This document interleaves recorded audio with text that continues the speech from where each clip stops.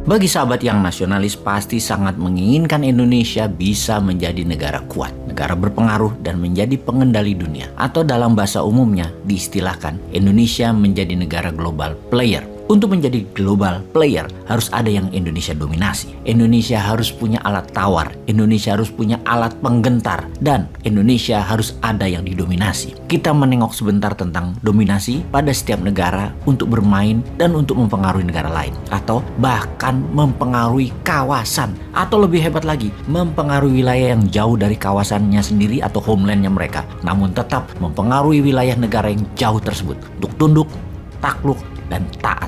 Dalam 7 kepemimpinan pemerintahan di Indonesia baru zaman Soekarno menjadi global player dengan Indonesia dinyatakan sebagai negara terkuat di selatan Katulistiwa. Namun sayang setelahnya Indonesia mengalami kemunduran perannya walau terlihat ekonominya meningkat secara grafik. Dan sekarang jika ditotal penduduknya dikalikan pendapatan GDP per kapita Indonesia baru masuk negara 15 terkaya di dunia. Oleh karena itu Indonesia menjadi anggota G20. Namun itu lebih dikarenakan banyak penduduknya. GDP tumbuh karena asing masuk dan pertumbuhan asing di Indonesia tercatat sebagai pertumbuhan GDP. Tapi bukan langsung bermanfaat buat rakyat yang untung hanya taipan, oligar, dan pejabat yang dekat dengan asing yang sesungguhnya diuntungkan.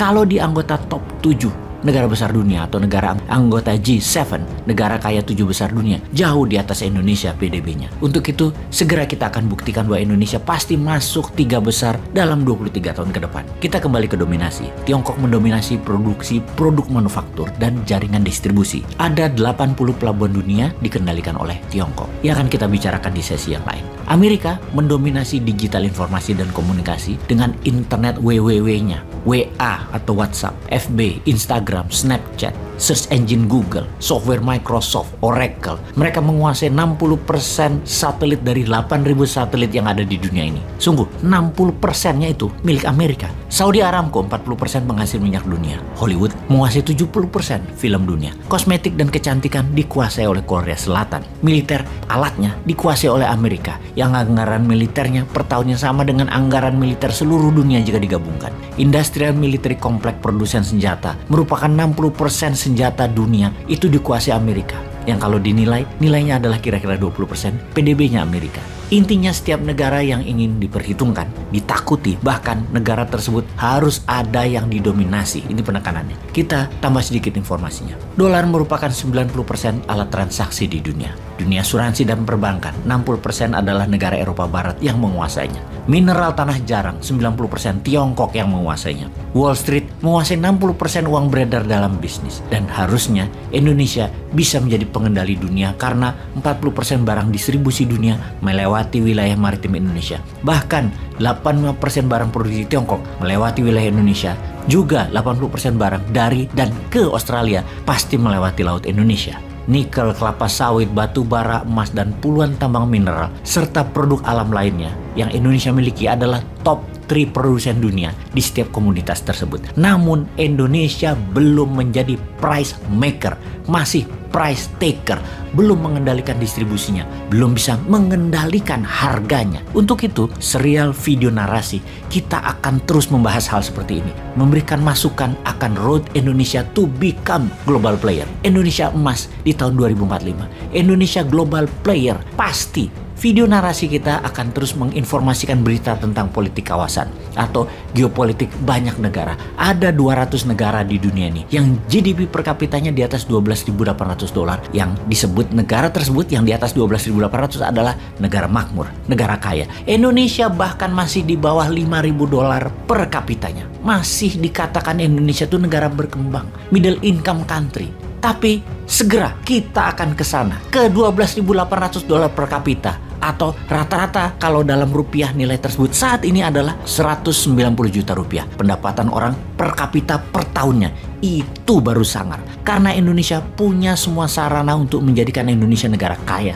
Rakyatnya sejahtera, rakyatnya sehat, rakyatnya pintar, dan negaranya berpengaruh. Semua kita punya sarananya. Langkah pertama adalah Indonesia kalau ingin mencapai itu semua adalah memfokuskan Indonesia menjadi negara produsen. Yaitu hasil tambang 100% harus di-refining di Indonesia. Bukan hanya menjual belikan bahan mentah atau bahan tambang setengah jadi. Seperti hanya masuk smelter. Jangan Jangan, namun harus selesai dimurnikan atau di-refining. Hal itu untuk sumber daya alam di bawah permukaan tanah. Sementara yang di atas permukaan tanah, hasil pertanian dan perkebunan harus bisa memproduksi 4 kali kebutuhan nasional agar kita bisa menjadi lumbung pangan wilayah dan kawasan. Demikian juga perikanan, kapal nelayan, cold storage, sistem distribusi ikan segar, hingga pengalengan. Semua ini harus membuat Indonesia raja hasil laut dunia. Kalau kita detailkan, teknologinya 100% bisa dibuat di Indonesia. Kita ATP, jangan ATM. ATM adalah amati, tiru, modifikasi. Kelamaan, ATP aja. Apa itu? Amati, tiru, plak. Udah gitu aja. Lalu uangnya dari mana? Uangnya printing money. Sudah ribuan kali kita katakan, cetak uang berdasarkan produksi itu tidak akan inflasi, karena rumus inflasi adalah jumlah uang beredar lebih besar dari hasil barang yang diproduksi. Jadi kalau hasil barang sama atau lebih besar dari nilai uang beredar, tidak ada inflasi. Jepang buktinya sudah 40 tahun deflasi, padahal cetak uangnya berkali-kali dilakukan, namun produksinya memang besar. Komik manga aja itu nilainya 50 billion dolar, dan itu senimannya dimodali pakai printing money yennya Jepang. Tajir itu main komik aja. Indonesia ya udahlah, nggak usah dibandingkan. Tapi ini ide. Anda semua harus paham bahwa printing money itu hal yang biasa selama uang beredar sama dengan hasil barang yang diproduksi. Kita akan cerita panjang tentang strategi untuk menjadikan Indonesia negara global player, termasuk menjadi negara penakluk pemersatu ala Gajah Mada. Bagaimana memainkannya? Kita ambil balik Timur Timur yuk. Kita bikin makmur Indonesia bagian timur yuk. Kita mainkan 3 negara Pasifik yang bakal merdeka yuk. Masa kita kalah sama Tiongkok sih? Kita kan lebih tua 4 tahun dari Tiongkok. Indonesia tuh merdekanya tahun 45, Tiongkok tahun 49.